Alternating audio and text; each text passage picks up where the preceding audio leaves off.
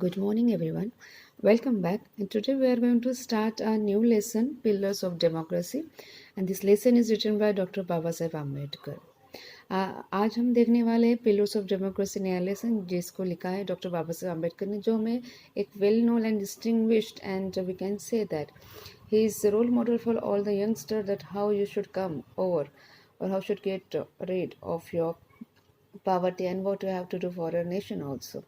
और यहाँ पर उन्होंने बताया है कि इस लेसन में that I'm just trying to explain in this lesson that he just believed in equality, liberty and fraternity, and according to him principles will make India a strong nation. If you are blindly following someone else and that person is saying whatever and you are just trying to follow him or her, it means it is a totally the process of degradation. यहाँ पर जो writer है doctor Baba Saheb Ambedkar अपने pillars of democracy lesson में हमें यही बता रहे हैं कि अगर आप किसी को, ठीक है एक लीडर होना ठीक है कि वो हमारा लीडर है, हम उसको मानते हैं कि वो हमारा लीडर है, but at the same time लेकिन अगर हम उसको ब्लाइंडली फॉलो करते हैं, blindly follow in the sense कि ठीक है वो जो हमने जिसको लीडर माना है, जिसको हम हीरो कहते हैं अपना इन सोशल लाइफ में, तो यहाँ पर ऐसे होता है कि अगर हम उसको सोशल लाइफ में हीरो मानते हैं तो अगर आप उसको ब्लाइंडली फॉलो करके यस वॉट वो इंसान जो भी कर रहा है हम उसको ब्लाइंडली बिना कुछ समझे, बिना कुछ सोचे समझे उसको फॉलो कर रहे हैं, तो कहीं ना कहीं ये जो होता है ये हमारे डिग्रेडेशन की तरफ जाता है, कहीं ना कहीं इससे प्रोग्रेस हमारा स्टॉप होता है. बिकॉज किसी को फॉलो करना और किसी को ब्लाइंडली फॉलो करना, there is difference in between this two terms. तो यहाँ पर है जो है पिलर्स ऑफ डेमोक्रेसी में राइटर डॉक्टर बाबा साहेब अम्बेडकर हमें यही बता रहे हैं कि yes, hero worship should not be there, whether it's a leader or someone else in your life, those who want to, those to whom you want to follow. लेकिन कहीं ना कहीं ये जो होता है हीरो वर्शिप करना वो शायद से डिग्रेडेशन की तरफ जाता है. और कहीं ना कहीं डॉक्टर बाबा साहेब अम्बेडकर जिनको भारत रत्न मिला है, जिन्होंने हमारा कॉन्स्टिट्यूशन लिखा है, जो हमें बात बता रहे हैं, of course it is true in practical also. So, in this lesson, we are going to see what Baba Saheb Ambedkar really wanted to tell the youngster or the nation or the people of this nation. So, let's start the lesson Pillars of Democracy. So, if we wish to maintain democracy not merely in form but also in fact, what must we do? The first thing in my judgment we must do is to hold fast to constitutional methods of achieving our social and economic objectives. Now, the writer starts with the line with the question that if we wish to maintain democracy not merely in form but also in fact, what must we do? अब यहाँ पर जो writer है वो हमें कह रहे हैं, डॉक्टर बाबा साहेब अम्बेडकर में फर्स्ट लाइन में कह रहे हैं कि ये जो डेमोक्रेसी है, डेमोक्रेसी मतलब हम जिसको बोलते हैं लोकशाही, for the people by the people, जिसको हम जो है दैट इज़ कॉल्ड डेमोक्रेसी, जहाँ पर हर इंसान को हक होता है वोट करने का. Every individual has rights to do his own work, to express his thought or to vote someone. तो पूरा है डेमोक्रेसी में, जहाँ पर कोई डिक्टेटरशिप नहीं है, जहाँ पर कोई किंग क्वीन नहीं है, जहाँ पर कोई राजा महारानी नहीं है, दैट इज. और ये डेमोक्रेसी हमारी, जहाँ पर हम लोगों को हक है वोट करने का, हम लोगों को हक है जो बिजनेस चाहे हम वो कर सकते हैं, everything we have to right to speak, सब कुछ हमें हक है. यही डेमोक्रेसी की एक कैरेक्टरिस्टिक्स है. तो यहाँ पर जो राइटर बता रहे हैं पिलर्स ऑफ डेमोक्रेसी में, यहाँ पर वो कहीं ना कहीं बोले कि हम जो डेमोक्रेसी की बात करते हैं तो डेमोक्रेसी पर हमें एक फॉर्म में नहीं चाहिए कि नहीं हाँ हमारे इसमें डेमोक्रेसी है तो चलेगा, हाँ so but also in fact what must we do. लेकिन हमें वो फैक्ट इन द सेम वो रियलिटी में चाहिए. बहुत बार हम लोग कहते हैं कि ठीक है डेमोक्रेसी, यहाँ पर सबको सारे राइट्स है, सबको सब कुछ है, यहाँ पर हर इंसान इक्वल है, every caste whether any caste whether it's, तो हर एक कास्ट को सब राइट्स सेम है, हर एक कास्ट की तरह everyone has right to educate themselves. लेकिन कहीं ना कहीं अगर हम किस रीजन में जाते हैं, अगर हम किसी स्टेट में जाते हैं, तो कहीं ना कहीं हमें ये थोड़ा सा स्पॉइल होते हुए दिखता है कि जो डॉक्टर बाबा साहब अम्बेडकर ने हमें जो हक दिया है उसके बारे में. तो कहीं ना कहीं ये हो रहा है कि जब हम डेमोक्रेसी की बात करते हैं तो डेमोक्रेसी कहीं ना कहीं किसी पर्टिकुलर एरिया में हमें सिर्फ वो लगती है कि नहीं सिर्फ कहने के लिए डेमोक्रेसी है, लेकिन रियलिटी में नहीं है. तो वही बात यहाँ पर डॉक्टर बाबा साहब अम्बेडकर हमें कहना चाहते हैं कि हम जब डेमोक्रेसी की बात करते हैं तो डेमोक्रेसी फैक्ट में होनी चाहिए, रियलिटी में होनी चाहिए. तो व्हाट मस्ट वी डू, तो हमें उसके लिए क्या करना चाहिए. अब वो बता रहे हैं हमें, the first thing in my judgment we must do is to hold fast to the constitutional methods of achieving our social and economic objective. वो कह रहे कि मेरे हिसाब से हमें क्या करना चाहिए, जो कॉन्स्टिट्यूशनल मेथड से, जो संविधानिक जो हमें पद्धति बताई गई है मेथड से, तो उसको हमें क्या करना चाहिए, जो सोशल और इकोनॉमिक ऑब्जेक्टिव्स है, मतलब सोशल इन द सेंस जो सोसाइटी से रिलेटेड है, और जो इकोनॉमी है हमारी, उस इकोनॉमी को, उस ऑब्जेक्टिव का मतलब उस गोल को, उस इकोनॉमी को हमें मतलब अब ये करने के लिए, पाने के लिए, हासिल करने के लिए हमें कुछ ना कुछ कॉन्स्टिट्यूशनल मेथड हमें अपनाना होगा। When there was no way left for constitutional methods for achieving economic and social objectives, there was a great deal of justification for unconstitutional method. अब डॉक्टर बाबा साहब अम्बेडकर हमें कह रहे हैं कि जो है, देखो, there was no way left for constitutional method for achieving economic and social objectives. जो हमारे इकोनॉमिक और सोशल ऑब्जेक्टिव्स है, अब यहाँ पर थोड़ा सा इकोनॉमिक की बात नहीं कर रही, इकोनॉमिक इन द सेंस कि कोई यहाँ पर एकदम से गरीब या फिर कोई यहाँ पर एकदम से अमीर नहीं होना चाहिए, ठीक है। वो ऑब्जेक्ट हमें कैच करना है, गोल करना है, ऑब्जेक्ट हमें हासिल करना है, that is so called economic. Social in the sense कोई किसी को बहुत मतलब सब कुछ है, राइट्स है, और किसी को नहीं राइट है किसी चीज़ का, that is called economic difference. तो राइटर हमें यही कह रहे हैं कि जो सोशल और इकोनॉमिक डिफरेंस हमें दिख रहा है, उसको दूर करने के लिए हमें क्या करना चाहिए, जो कॉन्स्टिट्यूशनल मेथड है, ठीक है, वो हमें मतलब चाहिए हमारे पास इन सारे खामियों को, इन सारे डिफरेंसेस को दूर करने के लिए। लेकिन वो फिर से एक बात भी कह रहे हैं कि अगर कोई वहाँ पर दूसरा रास्ता नहीं है इकोनॉमिक और सोशल ऑब्जेक्टिव्स को हासिल करने का, तो ऐसे इसमें क्या होता है, कहीं ना कहीं हमें अनकॉन्स्टिट्यूशनल मेथड दिखाई देते हैं। But where constitutional methods are open, there can be no justification for these unconditional methods. लेकिन वो कह रहे कि when there, but where constitutional methods are open, जहाँ पर हम लोग constitutional, जब हम सब संविधान के हिसाब से जब हम चलते हैं, तो वहाँ पर हमें ये जो अनकॉन्स्टिट्यूशनल मेथड है, इन द सेंस कि जहाँ पर कुछ डिफरेंसेस हमें दिख रहे हैं, जहाँ पर हम लोग शायद से लॉ ऑर्डर फॉलो ना करते, हम लोग कुछ चीज़ें करते हैं, फिर सोसाइटी में कुछ चीज़ें दिख रही है, या फिर जो अनकॉन्स्टिट्यूशनल मेथड है, असंवैधानिक जो हमें कुछ यहाँ पर मेथड्स दिखाई देती है, वो दिखाई नहीं देगी। These methods are nothing but the grammar of anarchy, and the sooner they are abandoned, the better for us. और जहाँ पर देखो, मैं रिपीट कर रही हूँ, this methods are nothing but the grammar of anarchy. जब हम अनकॉन्स्टिट्यूशनल मेथड की बात करते हैं, तो कहीं ना कहीं हमें ग्रामर ऑफ एनर्की दिखता है। अब यहाँ पर ग्रामर ऑफ एनर्की का मतलब ये है कि जैसे होता है कि जहाँ पर एक कंट्रोलिंग सिस्टम नहीं होता है, और जहाँ पर एक डिसऑर्डर होता है, जिसे यहाँ पर मीनिंग भी दिया है, a state of disorder due to the absence of non recognition of controlling system. मतलब जहाँ पर स्टेट में डिसऑर्डर होता है, जहाँ पर शायद से वहाँ के जो हालात है, वहाँ की जो कंडीशन है, उसको हम कंट्रोल नहीं कर पाते। It might be A social issue हो सकता है, या फिर इकोनॉमिक इशू हो सकता है, जहाँ पर हमें डिफरेंसेस दिख रहे हैं, जहाँ पर लोग अपने मन से कुछ कर रहे हैं, जहाँ पर लोग कॉन्स्टिट्यूशन के हिसाब से नहीं चल रहे हैं, जहाँ पर बताया गया है कॉन्स्टिट्यूशन में कि हर एक को हक है हर चीज़ का। वो हम जिसको हायर कास्ट कहते हैं, जिसको हम लोअर कास्ट कहते हैं, there is no higher caste and lower caste, every person is same in India, and every person has right to take education, to speak and to go where else they want to go. तो यहाँ पर हम देखते हैं, लेकिन जहाँ पर ऐसे ग्रामर ऑफ अनार्की होते हैं, जहाँ पर कुछ ऐसे अनकॉन्स्टिट्यूशनल मेथड होते हैं, जहाँ पर उसको हैंडल करना, उसको कंट्रोल करना लिमिट के बाहर होता है, ऐसे इसको कहा जाता है ग्रामर ऑफ अनार्की। और जहाँ पर हमें ग्रामर ऑफ अनार्की दिखता है, जहाँ पर लोग शायद से कॉन्स्टिट्यूशनल मेथड यूज़ ना करते हुए, जहाँ पर लोग कुछ अलग तरीके से करने की कोशिश करते हैं, इसी को कहा गया है ग्रामर ऑफ एनार्की। और जहाँ पर ग्रामर ऑफ एनार्की दिखता है, वही हमें क्या करना चाहिए, देखो वहाँ पर दिया है, the sooner they are abandon the better for us.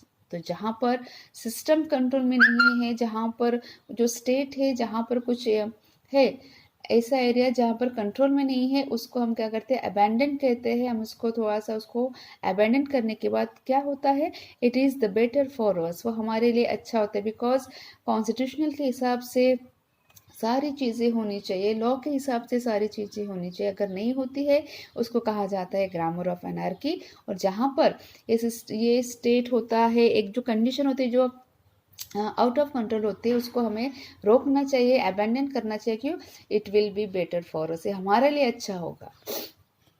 The second thing we must do is to observe the caution which John Stuart Mill has given to all who are interested in the maintenance of democracy, namely not to lay their liberties at the feet of even a great man or to trust him with powers which enable him to subvert their institutions. अब यहाँ पर writer का कि second एक बात हमें observe होती है, वो क्या है देखो, the second thing we must do is, हमें दूसरी बात ये करनी चाहिए क्या, to observe the caution which John Stuart Mill has given to all.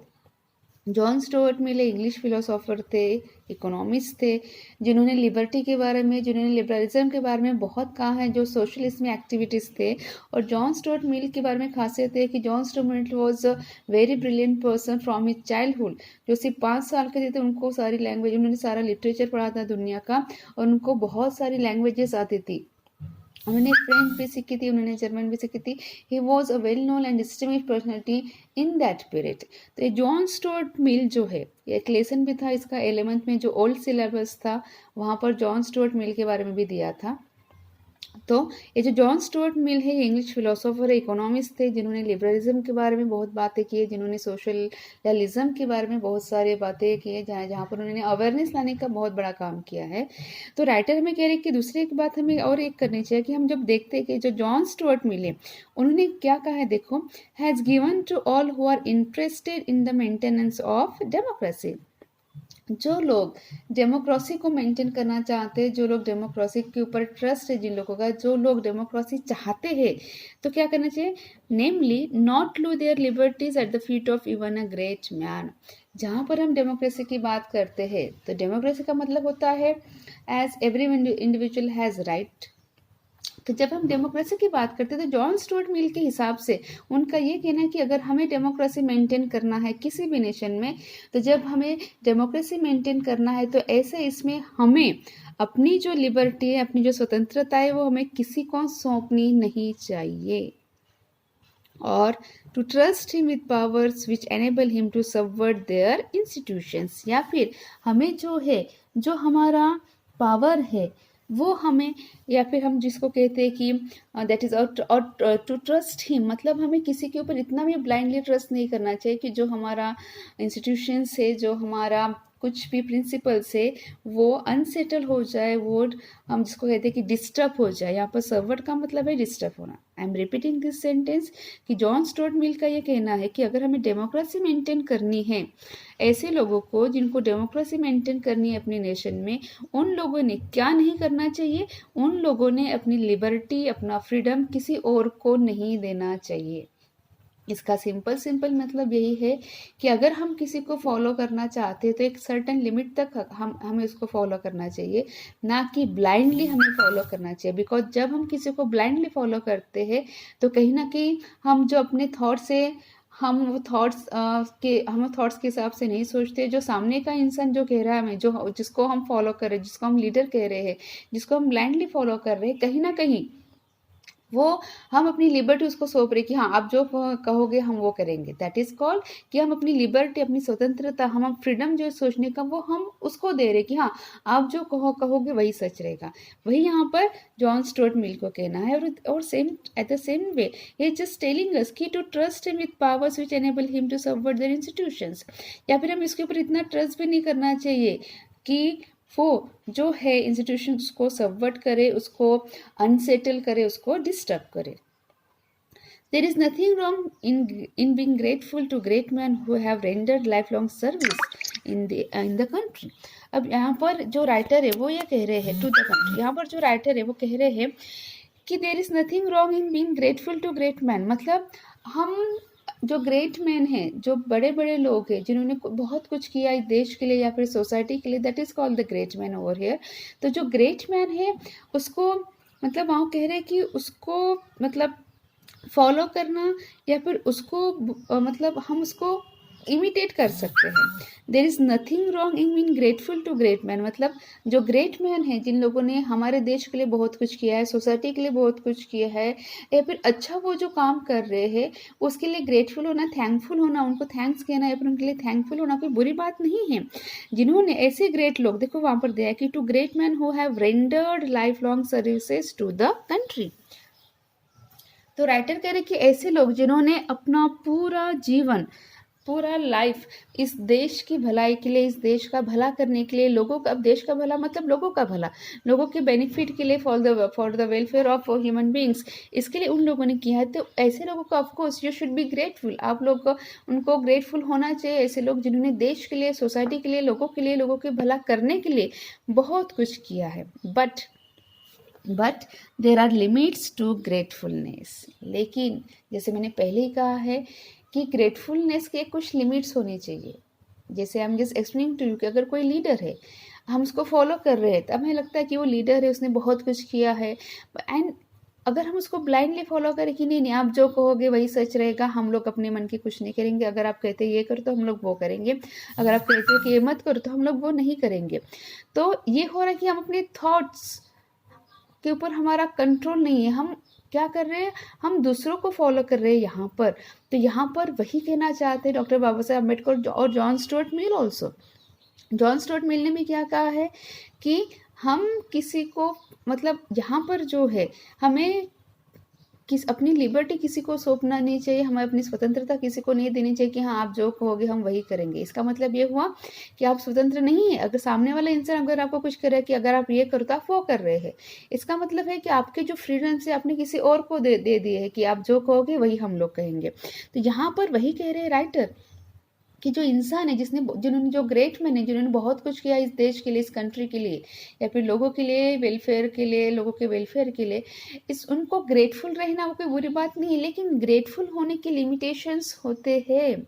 अगर आप टोटली पूरी तरीके से होल एंड सोल आप उसको पूरा कह रहे हो कि नहीं, whatever you are going to tell us we are going to follow it blindly, so that is we can say the degradation of, or that is a process to stop, that is a process of to stop progress of a nation or of an individual. I'm repeating, but there are limits to gratefulness, as has been well said by Irish patriot Daniel O'Connor. No man can be grateful at the cost of his honor, and no woman can be grateful at the cost of her chastity, and no nation can be grateful at the cost of its liberty. और वो कह रहे हैं कि यहाँ पर जो है पैट्रियट डैनियल ओकैनल, इन्होंने, जो आयरिश है, उन्होंने एक बहुत बड़ी बात की है। वो बहुत बड़ी बात क्या है, देखो कि no man can be grateful at the cost of his honour. मतलब अगर हम किसी को ग्रेटफुल हो रहे लेकिन हम अपना ऑनर उसको नहीं देना चाहिए। आई एम रिपीटिंग कि no man can be grateful at the cost of his honour. अगर आप अपना सम्मान, अगर आप अपना हम कहते हैं कि सेल्फ स्टीम अगर आप किसी को सौंप रहे हो तो वो ग्रेटफुलनेस नहीं है, आप शो कर रहे हो किसी और के लिए। No woman can be grateful at the cost of her chastity. Chastity मतलब प्योरिटी। अगर एक स्त्री की, एक गर्ल की अगर चेस्टिटी, प्यूरिटी अगर हम किसी को दे रहे हैं सिर्फ इसके लिए कि वो ग्रेटफुल है, तो no, it is not like that कि no one can be grateful at the cost of her chastity. एक लेडीज़ के लिए, एक वुमन के लिए उसकी चेस्टिटी बहुत ज़्यादा मायने रखती है, ना कि किसी को ग्रेटफुल होना। And no nation can be grateful at the cost of its liberty. और किसी की लिबर्टी, किसी की स्वतंत्रता, किसी की फ्रीडम किसी नेशन के इसके ऊपर नहीं है, मतलब ग्रेटफुल नहीं है। This caution is far more necessary in the case of India than in the case of any other country, for in India, bhakti, or what may be called the path of devotion or hero worship, plays a part in its politics unequaled in magnitude by the part it plays in the politics of any other country in the world. अब मैं एक एक line आपको explain कर रही हूँ। यहाँ पर ये क्यों कह रहे हैं कि this caution is far more necessary in the case of India than in the case of any other country. कि ये जो कॉशन है, ये जो हमें खबरदारी रखनी है, ये जो हमें सावधान की रखनी है, किसके लिए बारे में ज़्यादा ये इम्पोर्टेंट है, इंडिया के बारे में। अगर हम दूसरे नेशन की बात करते हैं कि दूसरे नेशन में हमें इतना मतलब कास्टिज्म नहीं दिखाई देता है, सिर्फ रेसिज्म होगा कहीं पर, लेकिन कास्टिज्म नहीं है, इतने मतलब इतने देवी देवताएं नहीं है, कुछ नहीं है, इतना पॉलिटिक्स नहीं वहाँ पर, इतने मतलब हम जो कहते हैं पॉलिटिकल पार्टीज नहीं है वहाँ पर, और इतना कुछ जो हमारे देश ने देखा है इतने कुछ सालों में, जब हमारे यहाँ पर इंग्लैंड ने हमारे पर रूल किया था, जब हम लोग स्लेव बन गए थे, जब हमें फ्रीडम मिला, तो इतने सारे अपहीवल्स हमने देखे, अप एंड डाउन्स हमने देखे हैं। तो कहीं ना कहीं राइटर का यही कहना है कि अगर हम इंडिया की बात करें तो हमें इंडिया को ध्यान में रखकर हमें बहुत सारा होना ज़रूरी है। जब हम दूसरे नेशन को देखते तो शायद से इतने अपहीवल्स, इतने अप डाउन्स हमें वहाँ पर नहीं दिखाई देते हैं।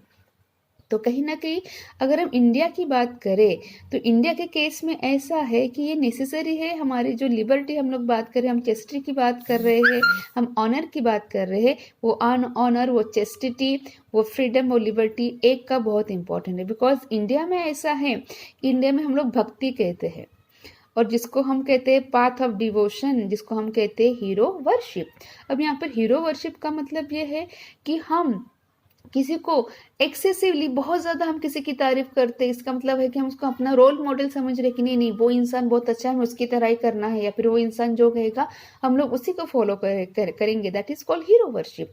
तो अगर हम इंडिया की बात करते हैं, हमारे इंडिया में भक्ति दिखती है, हमारे इंडिया में हीरो वर्शिप दिखता है, हमारे इंडिया में हम डिवोटेड है बहुत सारे लोग किसी चीज़ को लेकर या फिर किसी इंसान को लेकर। और ये कह रहे हैं कि ये जो पार्ट है वो पॉलिटिक्स में भी हम लोग देखते हैं कि जो बाकी की जो कंट्रीज है, बाकी की कंट्रीज में इतना पॉलिटिक्स में नहीं होता है जितना पॉलिटिक्स में हमारे इंडिया में होता है। देखो आई एम रिपीटिंग कि in its politics unequalled in magnitude by the part it plays in the politics of any other country in the world. मतलब दुनिया में जितनी कंट्रीज है, तो दुनिया के कंट्रीज में जितना पॉलिटिक्स नहीं है उतना पॉलिटिक्स हमारे इंडिया में है। और पॉलिटिक्स जो है, जो पॉलिटिशियंस है, उनको ब्लाइंडली फॉलो करने वाले, उनको अपना हीरो मानने वाले यहाँ पर लोग बहुत ज़्यादा है। और यहाँ पर है कि जब हम किसी को टोटली डिवोटेडली हम लोग अगर किसी को अपना हीरो मानते हैं, तो कहीं ना कहीं हम उसको अपना फ्रीडम दे रहे हैं, कहीं ना कहीं हम अपनी लिबर्टी उसको दे रहे हैं, कहीं ना कहीं हम जो है अपना ऑनर उसको पूरा दे रहे कि नहीं नहीं। जैसे मैंने पहले भी कहा है, हम रिपीटिंग कि अगर हम किसी को हीरो बोल रहे हैं, लीडर बोल रहे हैं, तो एक लिमिट तक होना चाहिए कि हाँ अगर वो इंसान कुछ कह रहा था हम उसको जो सही है हम उसको ही फॉलो करेंगे। लेकिन वो कह रहा है इंसान कि नहीं नहीं ये कास्ट है, वो कास्ट वो है, आपको ये करना चाहिए, आपको दंगे करने चाहिए, आपको इसको मारना चाहिए, उसको मारना चाहिए, हम लोग ऐसे करेंगे, जो बुरी बातें है। तो होता यह है कि अगर हम किसी को हीरो वर्शिप कर रहे हैं, अगर हम किसी को ब्लाइंडली फॉलो कर रहे हैं, तो होगा क्या, जो इंसान कहेगा हम वही करेंगे। That is called hero worship. लेकिन पहले यहाँ पर राइटर ने कहा है कि जो ग्रेट मैन है उसको ग्रेटफुल होना कोई बुरी बात नहीं है, लेकिन उसकी लिमिटेशंस है। अगर वो इंसान हमें कह रहा है कि नहीं जो सही है सारे लोगों के लिए, जो सही है इस नेशन के लिए, जो सही है इस कॉन्स्टिट्यूशनल के हिसाब से, अगर हम वो कह रहे थे वो बात सही है।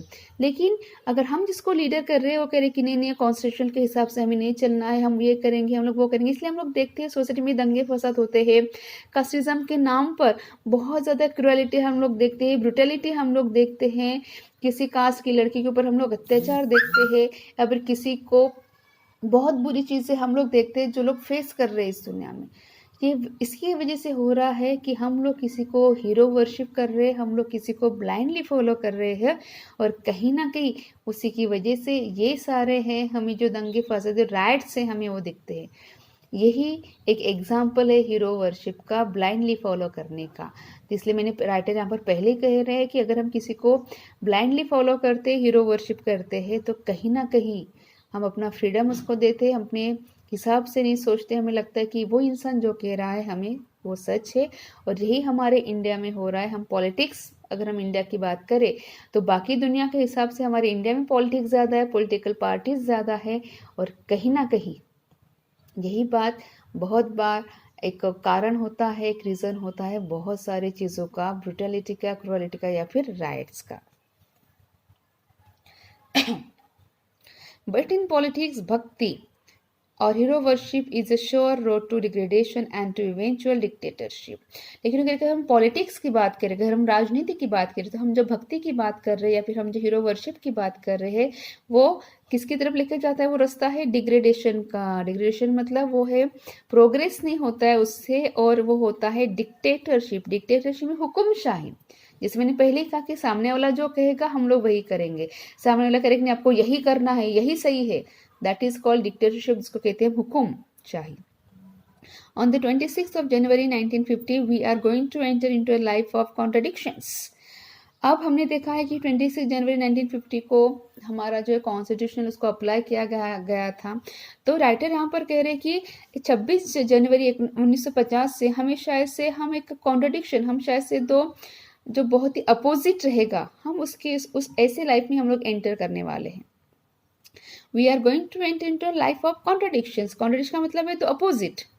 In politics, we will have equality, and in social and economic life, we will have inequality. अब राइटर बोले कि कॉन्ट्रडिक्शन कैसे, दो अलग अलग बातें कैसे होने वाली हैं। एक बात है कि जो पॉलिटिक्स की अगर हम बात करते हैं, पॉलिटिक्स इक्वालिटी है, मतलब सबको हक है वोट करने का और सबको हक है अपने लीडर को चुनने का, तो रहेगा इक्वालिटी।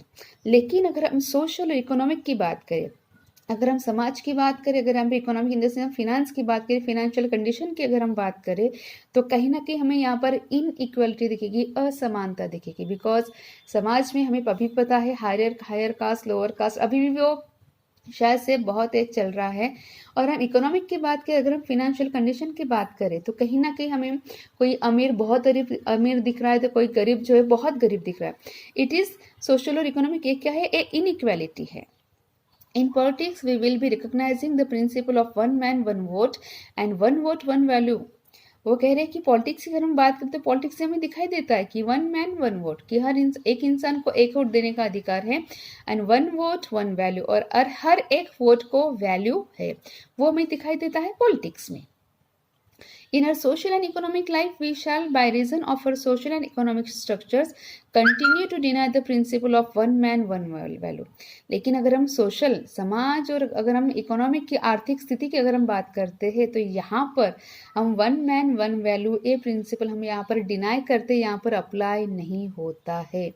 बिकॉज मैंने पहले ही कहा, या फिर राइटर यहाँ पर पहले से कह रहे हैं कि सोसाइटी में हर एक की सोशल कंडीशन डिफरेंस रहेगी, हर एक का जो इकोनॉमिक स्टेटस है, हर एक का जो फिनेंशियल कंडीशन वो अलग रहेगा। इसलिए हम सिर्फ पॉलिटिक्स में कह सकते हैं कि one man one vote one value, लेकिन हम सोशल और इकोनॉमिक जो है स्ट्रक्चर, हम उसमें यही नहीं कह सकते कि वन मैन वन वैल्यू करके।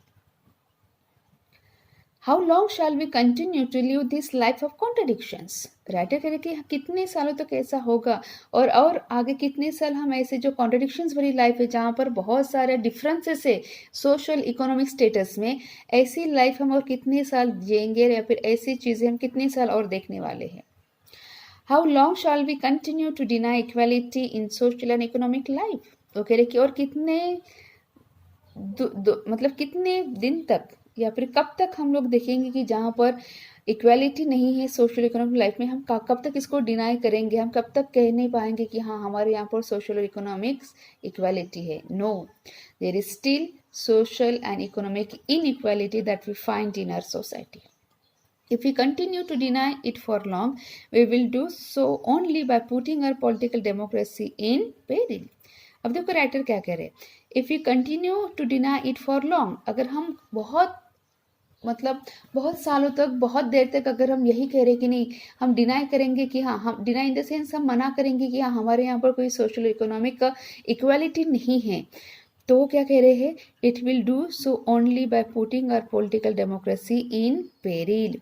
ये भी हो सकता है कि जो हमारे पॉलिटिकल डेमोक्रेसी वो क्या हो सकती है, पेरिल इन द सेंस वो डिस्ट्रॉय हो सकती है, वो खत्म हो सकती है।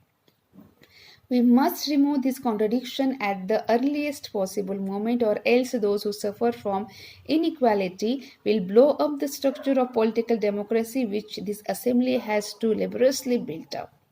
वो कह रहे कि जो कॉन्ट्रडिक्शन वाली लाइफ है, कॉन्ट्रडिक्शन का मतलब फिर से बता रहे कि डिफरेंसेस, सोशल और इकोनॉमिक डिफरेंस हमें पता है सोसाइटी में। सोशल डिफरेंस मतलब कास्टिज्म जिसको कहते हैं, इकोनॉमिक डिफरेंस मतलब बहुत गरीब बहुत अमीर, ये बहुत ड्रास्टिक इकोनॉमिक डिफरेंस हमें इंडिया में बहुत ज़्यादा दिखाई देता है। तो राइटर कह रहे हैं कि ये जो कॉन्ट्राडिक्शन भरी लाइफ है, या फिर जो कॉन्ट्राडिक्शन है जहाँ पर हमें बहुत ज़्यादा डिफरेंसेस दिखते हैं सोशल और इकोनॉमिक लाइफ में, तो कहीं ना कहीं ये जो इनइक्वालिटी है, जो पीपल शायद से सफ़र कर रहे हैं, वो देखो वहाँ पर दिया है, we must remove this contradiction at the earliest possible moment, मतलब जितना जल्दी हो सकता है हमें ये जो कॉन्ट्रडिक्शन है, ये जो डिफरेंसेस है सोशल और इकोनॉमिक स्ट्रक्चर में, वो हमें क्या करना चाहिए, वो हमें दूर करना चाहिए, रिमूव करना चाहिए। नहीं तो क्या होगा, और else those who suffer from inequality will blow up the structure of political democracy, या फिर जो इनइक्वालिटी को जो लोग बहुत सफ़र कर रहे हैं, जो जिन लोगों को बहुत तकलीफ हो रही है इस इनइक्वालिटी से, सोशल और इकोनॉमिक से, वो लोग क्या कर सकते, they will blow up the structure of political democracy which this assembly has to laboriously built up. जो असेंबली ने बहुत ही मेहनत के साथ जो पॉलिटिकल डेमोक्रेसी जो इस्टेब्लिश की है वो क्या होगा, वो ब्लो अप करेंगे कौन, वही लोग जो लोग सफ़र कर रहे हैं इस इनइक्वालिटी से। तो कहीं ना कहीं राइटर जो है वो हमें बता रहे हैं कि अगर हमें इनइक्वालिटी सोशल और इकोनॉमिक इसमें अगर हम दूर करनी है तो जो हम पॉलिटिकल से जो पॉलिटिक्स है जिस यहाँ पर हम ब्लाइंडली फॉलो कर रहे हैं किसी को, वो शायद से करना बंद कर दे और जो सोशल और इकोनॉमिक डिफरेंस अगर हम उसको जल्दी से जल्दी ख़त्म करने की कोशिश करें तो शायद से हमें अपने सोसाइटी में इनइक्वालिटी नहीं दिखेगी। Hope you understood this lesson. You just want to read it once and you just want to try what Dr. Babasaheb Ambedkar really wants to convey us. So this is all about for today. Hope you understood this one. In our next video, we will see rest of the paragraphs. Thank you.